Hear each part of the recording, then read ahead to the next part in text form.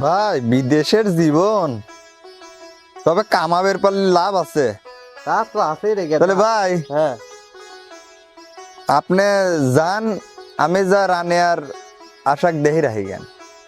কি রে আমি বাড়িতে যাই আসবো পেলেন না, দেহে রাখবো মানে তুই কিভাবে দেহে রাখবো, কি কবে চাইছু কত? কি কবির চাচ্ছি মানে আপনি কইলেন না জোগাড়ে দেহি রাইহ, তাই দেহি রাখতে যাচ্ছি ভাই। হ্যাঁ গেদা।